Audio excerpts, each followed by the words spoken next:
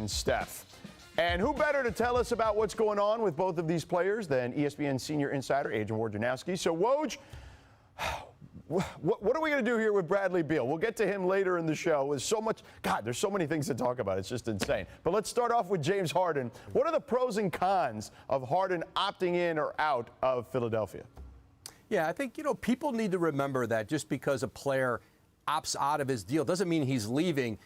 Very often it's financially makes sense to opt out and do a new deal. And I think in James Harden's case, certainly it would be very helpful to the 76ers as they try to build this roster around Joel Embiid and, of course, James Harden, to be able to use their full mid-level exception, which will be $10.5 million when free agency starts. It's very different than the $6.5 million taxpayer exception that the Sixers would have to use if Harden opted into his deal. And if Harden opts out, he can do a new deal. He can guarantee himself more money over an extended period of time, over 2, 3, 4 years, whatever they negotiate. But I know a lot of the conversations around the Sixers and James Harden have been about how can we improve this team? How can we improve the roster?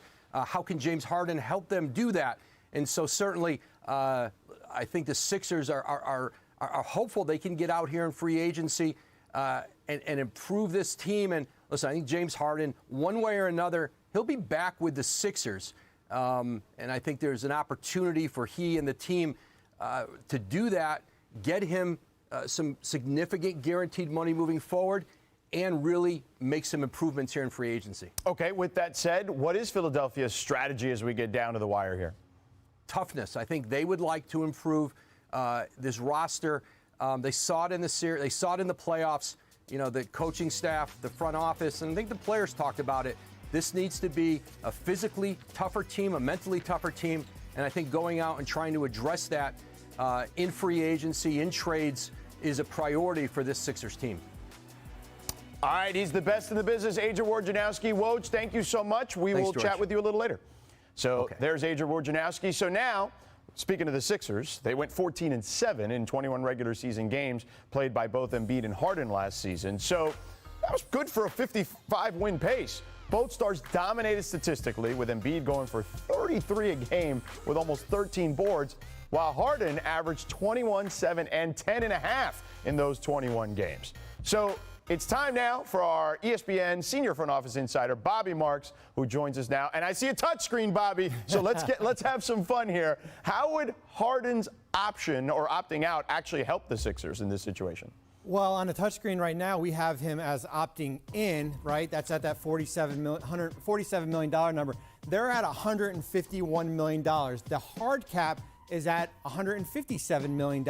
So you will not be able to afford a player like P.J. Tucker unless you make another trade to your roster. What you want to do is have him opt out of that number, leave some money on the table. Perhaps maybe we get it down to $35, $34 million, and then make it up on the back end. Right now, he's only eligible for a 2-year, $101 million extension. If he opts out, you can go up to 5 years on a new deal, but perhaps at a lower number. But you want to have him opt out, lower that number, and then you can go free agent shopping for a player at that $10.5 million mid-level exception. All right, so we know what Daryl Morey is rooting for in that situation. All right, Bobby, thank you. Let's introduce the rest of our panel here. Matt Barnes, who's here in studio with me here in L.A., Tim Legler, and Brian Windhorst in Seaport in New York. So, gentlemen, Woj and Bobby just laid the foundation for Philadelphia. So what is their biggest need this offseason? Matt, since you're here in L.A. with me, we'll start with you.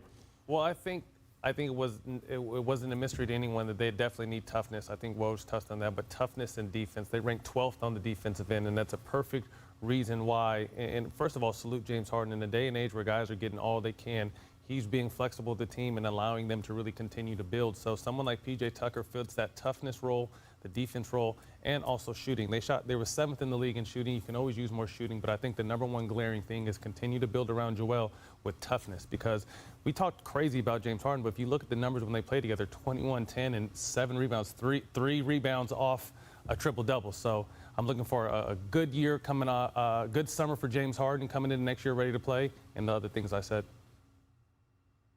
Legs? Yeah, listen, I agree with a lot of what Matt said. Look, toughness is definitely critical. They need guys that want to run to the fight. I don't think they had enough of that last year. It was a very disappointing end to their season. Obviously, Joel Embiid was dealing with some injuries there at the end. It was very unfortunate timing, but push came to shove in that series. They just didn't get enough out of James Harden. And when I look at this roster, I say, man, you got Joel Embiid, best player in the Eastern Conference last year, maybe in the entire league. It's debatable. You've got Tyrese Maxey, who really emerged now as a second-tier option 1A for them, and I think a budding all-star in the future. Then you got James Harden, Tobias Harris. That's your top four. So they've got a lot of talent. You get a P.J. Tucker, you added DeAnthony Melton. Their bench is now significantly better. They've gotten deeper. I think Doc Rivers really ran out of options of guys he could count on coming off the bench. I think they've gotten deeper if they can add P.J. Tucker. But here's the key. Bottom line is this: James Harden is going to have to be much better in pressure situations when they get back to the postseason than he was this year, and than he has been at certain times throughout his career. Their entire season is going to hinge on James Harden playing big in the big moments. So despite the roster additions, I love them, but let's see what James Harden does when they get to that point again, because I think they're a top 4 team in the regular season, but can they really make a run to the finals? He's going to have more to say about that than anybody else, because he's just got to be better than he was in the series against Miami this year. George, they need depth, as Legs was just referring to. When they did the Harden trade, they really sort of hollowed out their team to a certain extent. And so I think James Harden is kind of beginning to reframe his reputation here if he does move his salary down, because the last 2 teams, I wouldn't say he left with team first being on everyone's lips. And I think it's interesting that 2 years ago, the Miami Heat lost to the Bucks in the playoffs, and we're like, boy, that P.J. Tucker was pretty good. Let's go get him. And here we have Philly, who just lost to the 76ers in the playoffs, saying, boy, that P.J. Tucker is pretty good. Let's try to go get him. But in addition to the trade that they made on draft night for DeAnthony Melton, they are going to pursue P.J. Tucker when free agency opens tomorrow. And they've informed agents out there that they have the biannual exception, which is a long way of saying they're hoping to add 2 more players through free agency that's going to be made possible if and when Harden restructures his contract. Matt, let me ask you about P.J. Tucker's potential impact on a team like Philadelphia. We saw what he did with Miami last year. Brian mentioned what he did with Milwaukee, what he's done historically with Houston with James Harden on his team. How does he impact the Sixers? Well, he's a culture shifter. He's always been a hard-nosed guy, and the journey has never been easy, so he appreciates every moment and every opportunity. You saw what he did with Milwaukee when they got a ring. As we said, Miami hunted him down, changed the defensive toughness. This is always a tough team, but just that defensive energy. He was another guy out there that can help lock guys down.